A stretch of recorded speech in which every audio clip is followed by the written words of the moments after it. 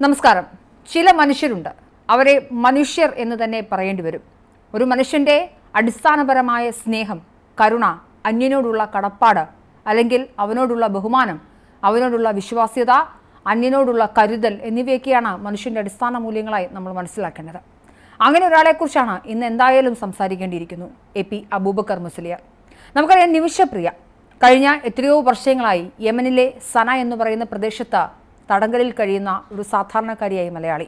Talal Abdul Waheed എന്ന് പറയുന്ന Yemen പൗരനെ കൊന്നതിൻ്റെ പേരിൽ വധശിക്ഷയ്ക്ക് വിധിക്കപ്പെട്ട യമനിലെ ജയിലിൽ കഴിഞ്ഞിരുന്ന നിമിഷപ്രിയയ്ക്ക് നാളെ, അതായത് വളരെ കുറച്ച് മണിക്കൂറുകൾക്കുള്ളിൽ തൂക്കുകയറിൽ കയറാൻ ഇരിക്കുകയായിരുന്നു. ഈ ഘട്ടത്തിലാണ് അവസാനഘട്ട ശ്രമം എന്ന നിലയിൽ ഇന്ത്യൻ ഗ്രാൻഡ് മുഫ്തിയായ എ.പി. അബൂബക്കർ മുസ്ലിയാരുടെ രംഗപ്രവേശം. ഒരു സിനിമാ കഥയെ വെല്ലുന്ന തരത്തിൽ അദ്ദേഹം അതിമനോഹരമായി ആ കുടുംബത്തോട് സംസാരിക്കാനുള്ള സാഹചര്യങ്ങൾ ഉണ്ടാക്കുന്നു. ഏറ്റവും മണിക്കൂറുകൾ മാത്രം ശേഷിക്കെ നിമിഷപ്രിയയെ വധശിക്ഷയിൽ നിന്ന് മോചിപ്പിക്കുന്നു, താൽക്കാലികമായെങ്കിലും. നിലവിൽ കൊല്ലപ്പെട്ട തലാലിന്റെ കുടുംബവുമായി ചർച്ച ചെയ്ത് നിമിഷപ്രിയ ചെയ്ത തെറ്റിന് മറുപടി എന്ന തരത്തിൽ ബ്ലഡ് മണി നൽകിക്കൊണ്ട് അവരെ മോചിപ്പിക്കാനുള്ള ശ്രമങ്ങൾ തുടരുകയാണ്. പക്ഷേ നിങ്ങളൊന്ന് ആലോചിച്ച് നോക്കുക, നിങ്ങളുടെ അവസാന നിമിഷം അടുക്കുന്നുവെന്ന് ബോധ്യപ്പെട്ടുകൊണ്ട് ജീവിക്കുന്നു. ഈ ഘട്ടത്തിൽ ഒരാൾ നിങ്ങളെ ജീവിതത്തിലേക്ക് തിരികെ കൈപിടിച്ച് ഉയർത്തിയാലോ? അങ്ങനെ ഒരു ഘട്ടത്തിലായിരിക്കാം ഈ വാർത്ത നിമിഷപ്രിയ അറിഞ്ഞിട്ടുണ്ടെങ്കിൽ ഇയാളെ ദൈവതുല്യനായിരിക്കും കണക്കാക്കുക. ചൊവ്വാഴ്ച യമനിലെ സമയം രാവിലെ 10 മണിക്കാണ് തലാലിന്റെ കുടുംബവുമായി സംസാരിക്കുന്നത്. ഇതിൽ ഇടനിലക്കാരനായി വന്നത് യമനിലെ സൂഫി പണ്ഡിതനായ ഷെയ്ഖ് ഹബീബ് ഉമറാണ്. ഷെയ്ഖ് ഹബീബ് ഉമറുമായി ബന്ധപ്പെട്ട് സംസാരിക്കുന്നു, യമനിലെ ഗോത്രവർഗ്ഗങ്ങളുമായി ബന്ധപ്പെട്ട് സംസാരിക്കുന്നു.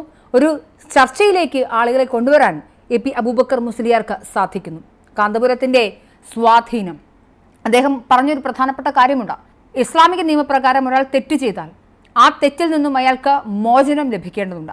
മോചനം ലഭിക്കാനുള്ള സാധ്യതയുണ്ട്. ആ സാധ്യത എന്ന് പറയുന്നത് ആർക്കാണോ പരിക്കേറ്റത്, അല്ലെങ്കിൽ ആരാണോ കൊല്ലപ്പെട്ടത്, ആ കുടുംബം ക്ഷമിച്ചാൽ മതി. ഇസ്ലാമിക വിധിപ്രകാരത്തിലെ ഈ സാധ്യതയാണ് താൻ ഉപയോഗിക്കുന്നത്. താൻ മാനവികതയെക്കുറിച്ചാണ് സംസാരിക്കുന്നത്. ഇസ്ലാമിക നിയമമാണ് താൻ നടപ്പിലാക്കാൻ പോകുന്നതെന്നാണ് അദ്ദേഹം മാധ്യമങ്ങളോട് പറഞ്ഞത്. നിമിഷപ്രിയയുടെ വധശിക്ഷ മാറ്റിവെച്ചത് കേന്ദ്ര സർക്കാരും ഇപ്പോൾ അംഗീകരിക്കുന്നുണ്ട്. ഔദ്യോഗികമായി തന്നെ നമുക്ക് ആ വിവരവും ലഭിക്കുന്നു. യമന്റെ ഭരണകൂട പ്രതിനിധി, സുപ്രീം കോടതി ജഡ്ജ്, കൊല്ലപ്പെട്ട തലാലിന്റെ സഹോദരൻ എന്നിവർ ചർച്ചയിൽ പങ്കെടുക്കുന്നുണ്ട്. അതായത് കാന്തപുരം ഇപ്പോഴും പറഞ്ഞത് പ്രതീക്ഷയുണ്ട്, നിമിഷപ്രിയയെ മോചിപ്പിക്കാൻ സാധിക്കുമെന്നാണ്. ആക്ഷൻ കൗൺസിൽ അടക്കം, സാമൂഹിക മാധ്യമങ്ങളടക്കം എ.പി. അബൂബക്കർ മുസ്ലിയാർ എന്ന ഇന്ത്യൻ ഗ്രാൻഡ് മുഫ്തിയെ അംഗീകരിച്ചുകൊണ്ട്, അനുമോദിച്ചുകൊണ്ട് ഈ മനുഷ്യൻ എത്ര മഹത്തരമായ കാര്യമാണ് ചെയ്തതെന്നുള്ള ബോധ്യപ്പെടുത്തലുകൾ നമ്മുടെ സാമൂഹിക മാധ്യമങ്ങൾ ഉണ്ടായിക്കൊണ്ടിരിക്കുകയാണ്. നമുക്കറിയാം യമനിലെ പ്രത്യേക സാഹചര്യം. അവിടെ ഒരു കൃത്യമായ ഒരു സർക്കാരോ അങ്ങനെ ഒരു സംവിധാനമോ സാങ്കേതികമായി അങ്ങനെ എന്തെങ്കിലും കാര്യങ്ങളോ ഒന്നുമില്ല. കുറേയധികം ഗോത്രവർഗ്ഗങ്ങൾ, കൂട്ടത്തിന്റെ നീതിയാണ് അവിടെ നടപ്പിലാക്കുക. ആരോടാണ് സംസാരിക്കേണ്ടത്? നിമിഷപ്രിയ യമനിലെ സന എന്ന പ്രദേശത്താണുള്ളത്. ഹൂത്തികളുടെ വിളനിലയമാണ്. അങ്ങനെ ഒരു പ്രദേശത്ത് ആരോടാണ് സംസാരിക്കേണ്ടത്? ഇന്ത്യക്ക് അവിടെ എംബസി ഇല്ല, ഇന്ത്യക്ക് അവിടെ കോൺസുലേറ്റ് ഇല്ല, അവിടെ കൃത്യമായൊരു ഉദ്യോഗസ്ഥ വൃന്ദമില്ല. അങ്ങനെ ഒരു സാഹചര്യത്തിൽ എന്ത് ചെയ്യണമെന്നറിയാതെ ഉയർന്ന ഒരു ഘട്ടമുണ്ടായിരുന്നു. കേരളത്തിൽ നിന്ന് മുൻ മുഖ്യമന്ത്രി ഉമ്മൻചാണ്ടിയും പിണറായി വിജയൻ, ഇപ്പോഴത്തെ മുഖ്യമന്ത്രി പിണറായി വിജയനും അടക്കമുള്ള ആളുകളൊക്കെ ശ്രമിക്കുന്നു. കേന്ദ്ര സർക്കാർ ശ്രമിക്കുന്നു. സുപ്രീം കോടതിയിൽ കേന്ദ്ര സർക്കാർ ഇന്നലെ പറഞ്ഞത് ഞങ്ങൾ ശ്രമിക്കുന്നുണ്ട്, പക്ഷേ ദൗർഭാഗ്യകരമായ വധശിക്ഷ നടപ്പിലാക്കിയാൽ നമുക്കൊന്നും ചെയ്യാൻ സാധിക്കില്ല. കാരണം ഏറ്റവും കൃത്യമായ രീതിയിൽ പല തലത്തിൽ പല രീതിയിൽ ഞങ്ങൾ നയതന്ത്ര ബന്ധത്തിൽ ഇടപെടാൻ ശ്രമിക്കുന്നുണ്ട് എന്നുള്ളതാണ്. പക്ഷേ ഇന്ത്യ മുന്നോട്ട് വെച്ച ഏറ്റവും വലിയ നയതന്ത്ര ബന്ധമാണ് ഗ്രാൻഡ് മുഫ്തി എ.പി. അബൂബക്കർ മുസ്ലിയാരോട് നമ്മൾ ഇപ്പോൾ കണ്ടത്. എന്തായാലും ഇതൊരു വലിയ വാർത്തയാണ്. ഞാൻ ആത്യന്തികമായി കാന്തപുരത്തോട് രാഷ്ട്രീയമായ വിമർശനങ്ങളും വിയോജിപ്പുകളും ഒക്കെ പല ഘട്ടങ്ങളിലും ഉണ്ടെങ്കിലും ഈ വിഷയത്തിൽ താങ്കൾ നടത്തിയ നിർണായക ഇടപെടൽ, അതൊരു സ്ത്രീയുടെ ജീവിതം തിരിച്ചു പിടിക്കുക എന്നത് മാത്രമല്ല, ഒരു കുടുംബത്തിൻ്റെ അത്താണിയായിരുന്നു നിമിഷപ്രിയ. താൻ നേരിട്ട ചൂഷണം, സാമ്പത്തികമായി തന്നെ ചൂഷണം ചെയ്ത, ഉപദ്രവിച്ച ഒരാൾക്ക് നേരെ സ്വന്തം ജീവൻ രക്ഷിക്കാനായി മാത്രം നിമിഷപ്രിയ നടത്തിയ ഒരു പ്രവൃത്തിയായിരുന്നു അത്.